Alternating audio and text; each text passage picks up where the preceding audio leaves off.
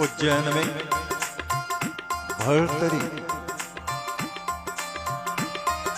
उनके राज दरबार में एक सिद्ध योगी अमर फल लेके आया, राजा को दिया। हे राजा,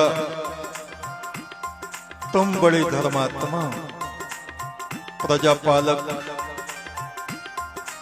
नीतिवान राजा हो। मैं तुम्हारे लिए बड़े प्रयत्न से देवलोक का ये फल, अमर फल लाया हूं।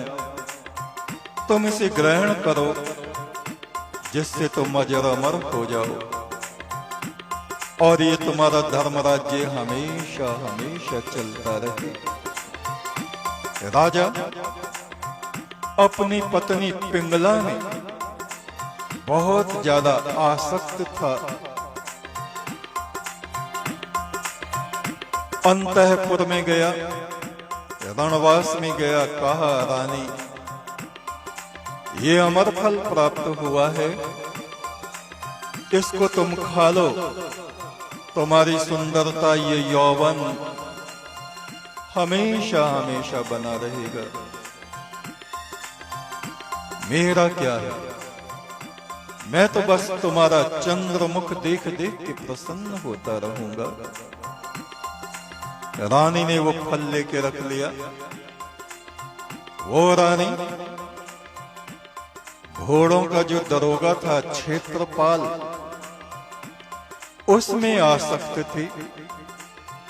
रात्रि हुई और उस अमर फल को लेके घोड़ों के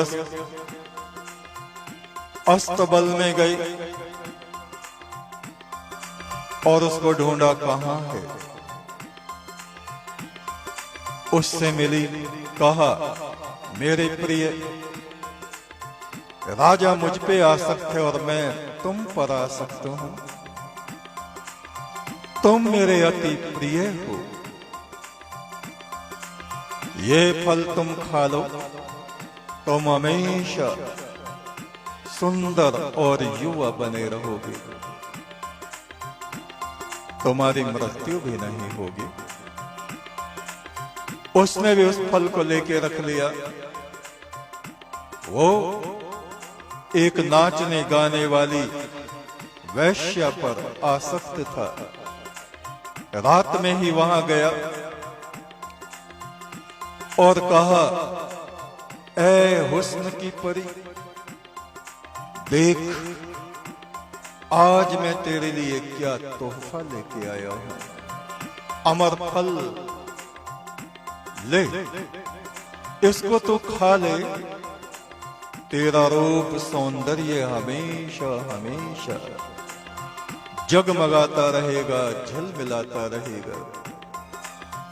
तुझको कभी वृद्धावस्था नहीं आएगी, तेरी कभी मृत्यु नहीं होगी।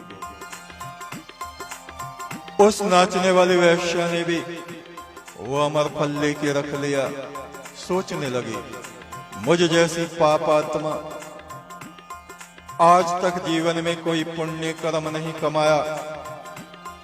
हमारा राजा उज्जैन नरेश, महाराजा भर्तरी बड़े धर्मात्मा व्यक्ति हैं। ये अमर फल होने के योग्य है। प्रातःकाल हुआ, उस नाचने वाले ने स्नान किया, पूजा की और उस फल को लेके राजा के दरबार में उनके सामने उपस्थित हुई। महाराज की जय हो। हे उज्जैन नरेश, आज रात्रि मुझको ये अमर फल प्राप्त हुआ है, आप इसे ग्रहण करें। आप हमारे अधिराज हैं, आप हमेशा अजर अमर रहें। आपके राज्य की पताका हमेशा हमेशा लहराती रहे। उस अमर फल को देख के राजा चौंक गए, हैरान हुए, चिंतित भी हुए, अरे ये फल तो मैंने रानी को दिया था। उन्होंने ले लिया, छुपा लिया और रानी के पास गई।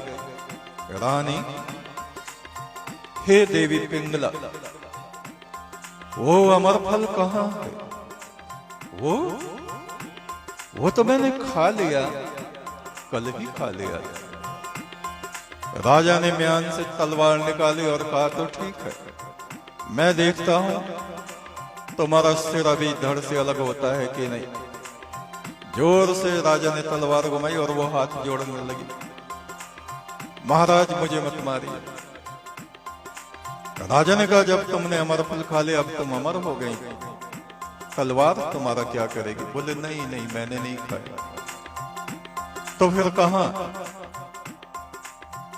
मैंने क्षेत्रपाल को दिया है, जो घोड़ों का दरोगा है, उसको बुलाया। कहां है अमर फल? कहा, हे महाराज, मैं नगर की एक वैश्य पर आसक्त हूं, मैंने वो फल उसको दे दिया। राजा ने दिखाया, ये ही वो अमर फल है। उन्होंने एक श्लोक लिखा, हे राजा भर्तरी, तुझको धिक्कार है, धिक्कार है। एक स्त्री के मोह में ना तूने अपनी धर्म मर्यादा को समझा, ना अपने पुरखों के राज्य के विषय में कुछ सोचा। तुझको धिक्कार है, धिक्कार है। हे रानी पिंगला, तुझको धिक्कार है। उज्जैन नरेश तेरे प्रेम में अंधा और पागल, एक राजा से तू संतुष्ट नहीं, तुझको धिक्कार है। तेरा प्रेम ऐसे व्यक्ति से लगा हुआ है जो तेरे योग्य नहीं, तेरी बराबरी का नहीं।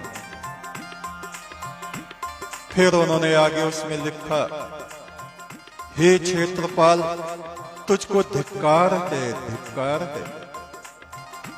तू उज्जैन की राजरानी के प्रेम से भी संतुष्ट ना हुआ, एक वैश्य के पैरों में जाके गिरा। उन्होंने आगे लिखा, ऐ मेरे राज्य की पुण्य आत्मा, मेरी माता के समान नाचने वाली, तू धन्य है, धन्य है, धन्य है। क्यों? क्योंकि तेरे हृदय में धर्म का प्रकाश उदय हुआ।